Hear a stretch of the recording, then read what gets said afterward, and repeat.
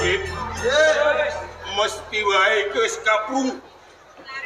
Opo kang dadi aturi Sultan Haruna? Kula wiwit dina iki tumuju ana Pulo Jawa. Ndereki Sultan Haruna. Kula tak jaluk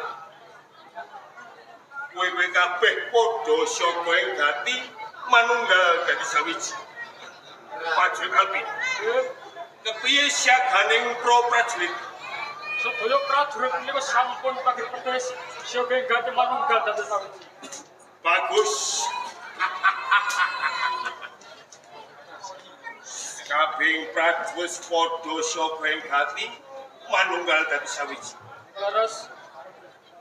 Mula iki bakal tak budalke ana Pulo Jawa. Pratamtama. Syoga ngesti sanjata. Lumaksana magita kita. Adyo! Adyo! Adyo! Adyo! Adyo!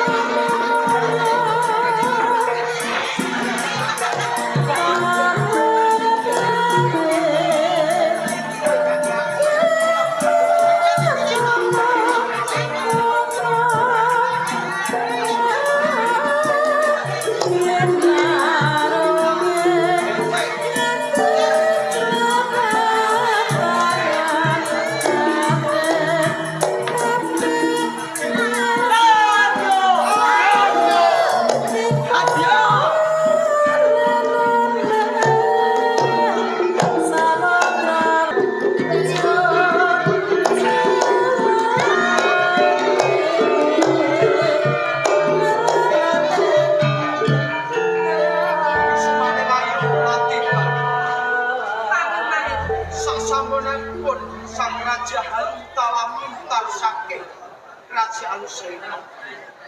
Saindenging Kerajaan Sela menika dipun pasrahaken dhateng Kakang Abdul.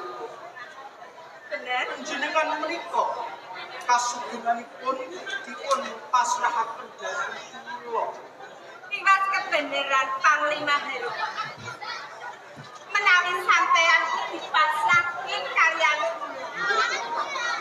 pasrah niku boten langkung pasrah bab bab keselamatan pun.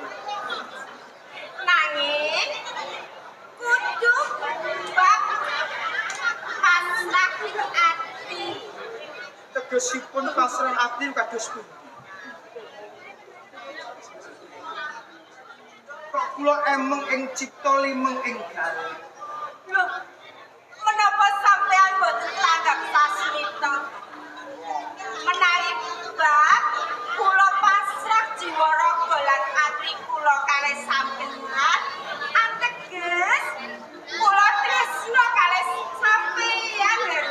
panjenengan tresno dhateng kula.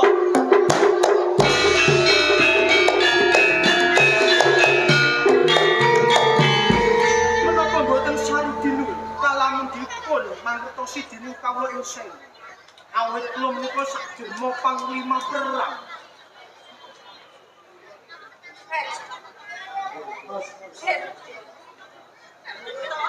Pancene aku lan sliramu kuwi beda menawi bab pangkat ladran.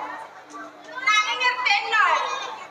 Tresnaku lan sampeyan kuwi lae pandhesing batinku. Aku ora menggaler ora mikir bab sliramu mung pangkat panglima ana ing negari sami. Menapa sedaya pangandika panjenengan saged kula cekeng? Ngapa ora? Menawi mekaten tresna ndika kula tampi.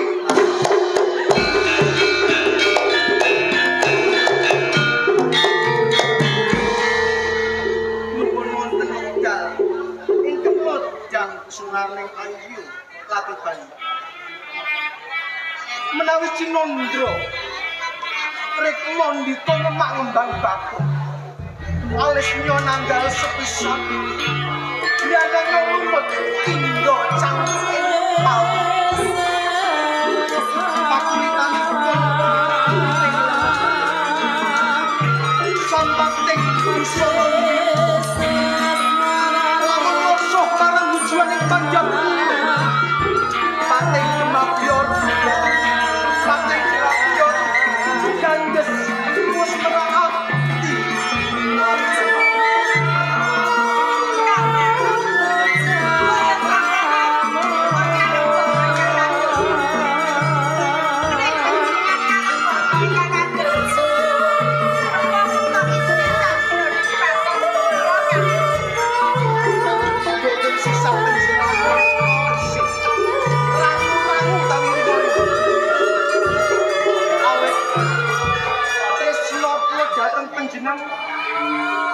luhur tung standesing gati.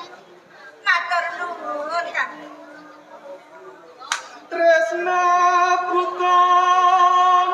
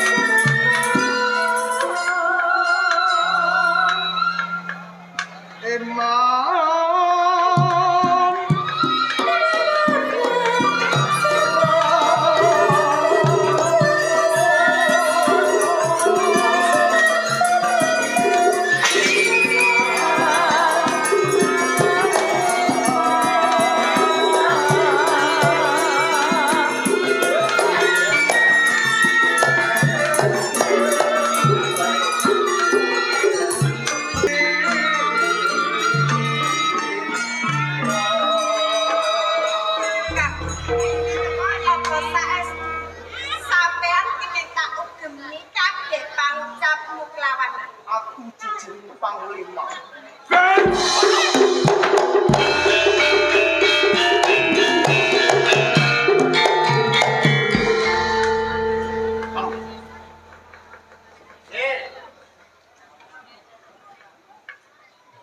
Bapak Abdul kok Isih kalian ora menapa? nalika Sang Raja Hirumtala Wong Putih ngurmati diri.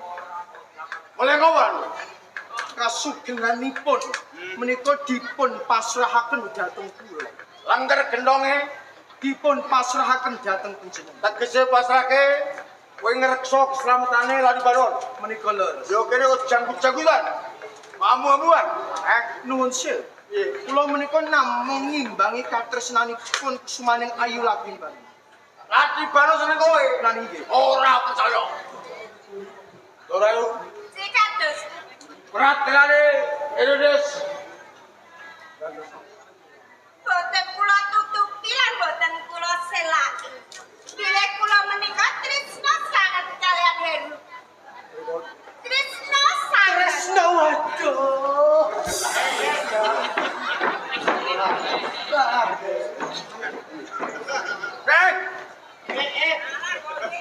Wangkatmu kulit kacang yang ngerangkul. Kowe kudu gampang sebutin bodo wali. Kula yang banten kowe. Kita. Sampeyan. Sampai kepengin ngoten. Waduh. Kados pundi Kusumaning Ayu?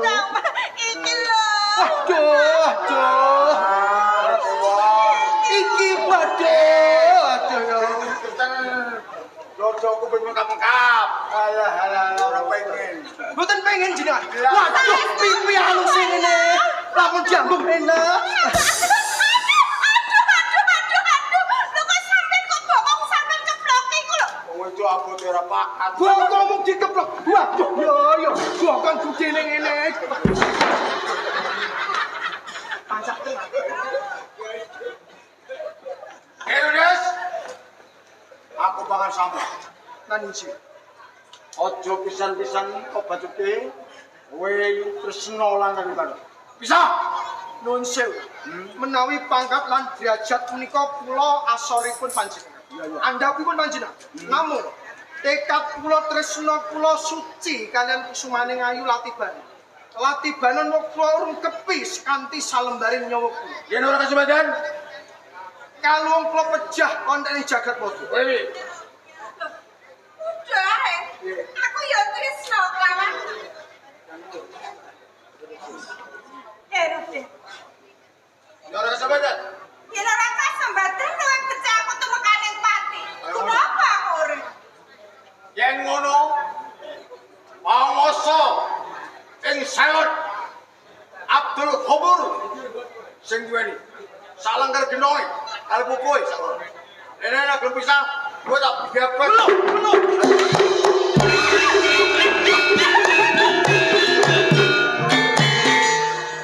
Ayo seneng. Kau gak tidur.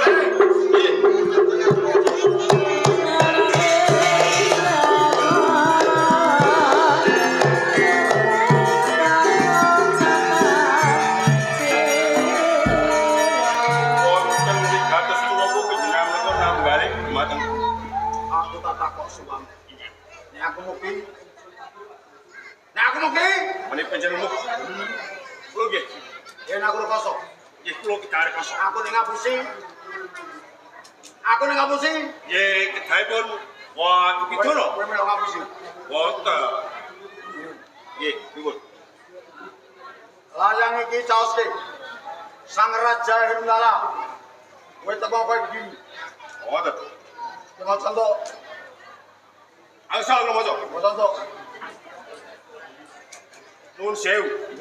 Nanging kedhepun sinawal menika Yadibanen tunggal ke panjenengan pun.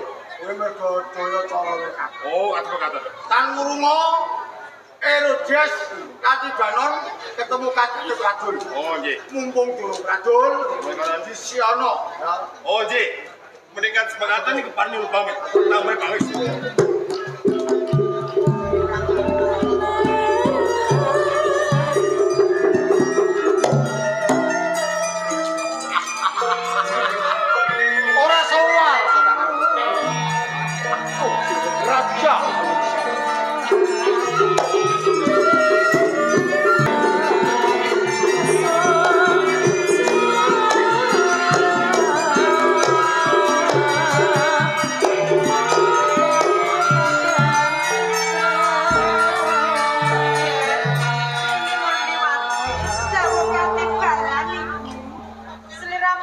madhep ana ing pengarepaning ibu. Kewajiban diaturaken. Duh Ibu. Saderengipun ingkang putra menika matur kula ngaturaken sugeng pangapunten. Iya tak tampa.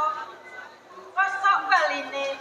Sungkem ibu mara enggal tanpa nono sanget anggen kula mundi dadosaken jimat ingkang putra. Ibu, menawi babagan kewajiban kula menika boten wonten ingkang kliwakaken. Mbok bilih sak wanci-wanci rangka dalahipun iki pirsa. Boten badhe nguciwani. Kaya ngono. Ngaten. Ya wis sak mestine kudune kaya ngono. Jalaran sliramu ki pengayom putrane pengayoman ana ing Kediri. Tidak sepecak. Tembung sak klimah kudu tansah kok ati-ati. Jalaran kabeh mau minangka kegambaran pepatekan bab kapribadianipun. Duh Ibu, menawi perkawis menika panjenengan boten sisah watos. Kula ngrumaosi menawi kula menika sampun dewasa. Tandang tanduk kula boten badhe nguciwani lan nglewakaken Ibu. Atus ya Ibu percaya. Sliramu wis ngantik tataran ing kadewasan. Wis pantes yen sliramu kuwi minten putih ning kakung iki. Kanjeng Ibu, kepiye niki? Menawi babagan menika sajroning raos sing batos kula menika tasih supun bab katresnan. Benjang menawi kula menika sampun gadhahi titikan piyai kakung ingkang saged kratoni dhateng marang kula badhe mapaken kaya ngono kanjeng Rama.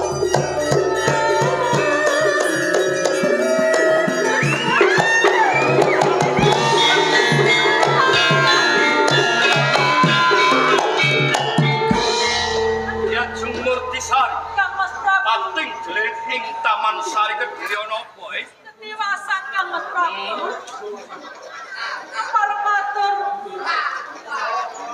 Ingkang putra menika dibradat dening pawongan. Murti Sari dibradat pawongan. Leres.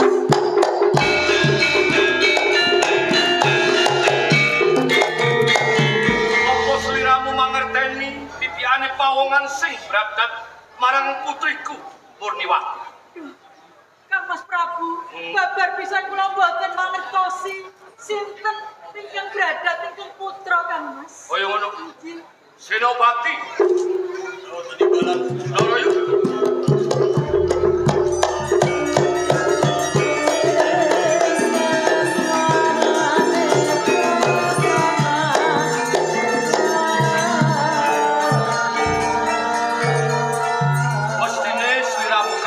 Ingsun timbali ana ing Taman Sari. Menika leres Nang Prabu.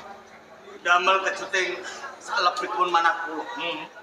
Kok ngantos kadadaan panjenengan tenimbalan kalih kula. Etunipun wonten wigatosan menapa? Putrine ingsun Murtiwati anis saka Taman Sari. Putri panjenengan anis.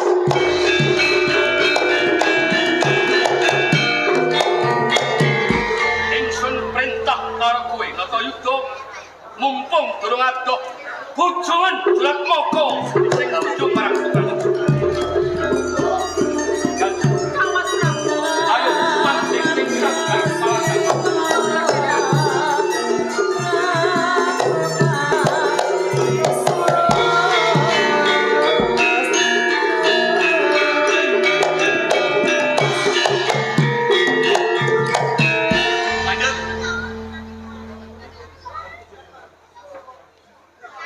sandang penganggunanmu. Kowe kuwi dudu wong tanah Jawa. Nanging kowe iki kok dene wong manca. Sapa kang dadaran? Iwanwa Senopati Selon. Senopati Selon. Sapa ngendi? Saka negara Selon. Saka negara Selon. Banjur kosok balik sopo dadaran Senopati saka ing Kediri. Natayuda kang dadaran. Natayuda. Engko dhisik. Nggih. Lumakumu ana ing Kraton Kediri kuwi nyubriyani. Mergo tumekamu ana ing Kadiri. Ngepasi ilange putri saka ing Kadiri. Mula saka kuwi aku bisa ndawuh yen to ilange putri saka ing Kadiri kowe Medina. Pancen Rara Sela sing nyolong putri ana Kediri. Yo pancen aku. Yen guys mangerteni sing nyolong ya arep opo? Aku pengen ngerti. Ana ngendi aku menyingitke putri saka ing Kediri. Orang dadak kowe kepengin sing bak yen kowe kepengin njaluk baline putri ana Kediri. Mangkono sik wangke. Yen ngono kowe dadi parah kowe.